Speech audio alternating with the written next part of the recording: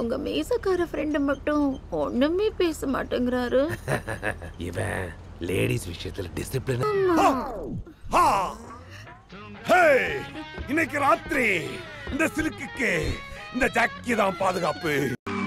வாழைப்பழ தோலுரிச்சி பானையில ஊற வச்சி வானலில் ராப்பகல காட்சி இங்க வச்சிருக்கு. பார்த்தாலே தண்ணி வரும்.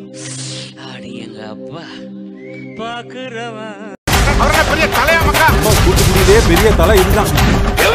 குரு வீட்டுல சொல்லிட்டு வந்தோம். என்ன இங்க நின்னுட்டு இருக்கீங்க? போங்கடா போங்கடா போய் வேலையில பாருங்கடா. டிபார்ட்மெண்ட் மேல பூரா கோவமா இருக்கேன் நானு. போ போ. வாங்கண்ணே, வண்டியில இருங்கண்ணே. டேய் நீ யாருன்னு எனக்கு தெரியும். நீ எனக்காக எவ்வளவு செஞ்சிருக்கடா. ஆனா உனக்கு கொடுக்க ஒரு நிமிஷம் இரு. என்கிட்ட ஒண்ணுமே இல்லையடா. டேய் ஃப்ரெண்ட் ஷார்ப்பா 10 o'clock வந்து உன்னை பிக்கப் பண்ணிக்கிறேன்.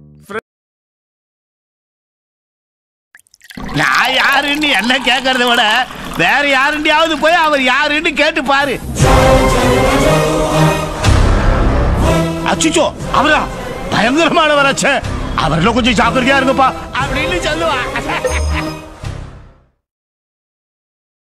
நான் எப்பவும் ஃபாரின் சரக்கு தான் குடிப்பேன். எதுக்கு தெரியுமா? வந்தாக்கு இல்ல, உள்ளூர் சரக்குல ஒரிஜினல் இருக்காதுங்கிறதுக்காக. குடிக்கிற சரக்குல கலப்படம் இருந்தா குடிக்கும் போது கும்முன்னு இருக்கும். வெடிஞ்சதுக்கு அப்புறம் தான் தெரியும் டார்ச்சர்னு. உனக்கு என்ன தைக்கணும்? எனக்கு குஷ்பு மாதிரியே தைக்கணும். குஷ்பு மாதிரி. குஷ்பு கட்டே போய் ஏதாவது பழசு பட்டு இருக்கு வாங்கி போட்டுக்கு போ. உனக்கு என்ன ரோஜா மாதிரியாவா? ஆமாங்க. டேய் காஜா பையா அனுப்புடா. எல்லாம் ஒத்தேருமா வருது, கொஞ்சம் கனமா அனுப்புடா. வாமா போதுமண்ணே.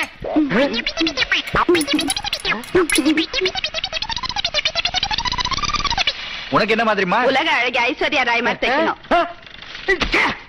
உன் மனசுல என்ன நினைச்சிருக்கிற? இந்தியாவிலேயே முத ஒரு பொண்ணு உலக அழகின்னு பட்டம் வாங்கியிருக்கு.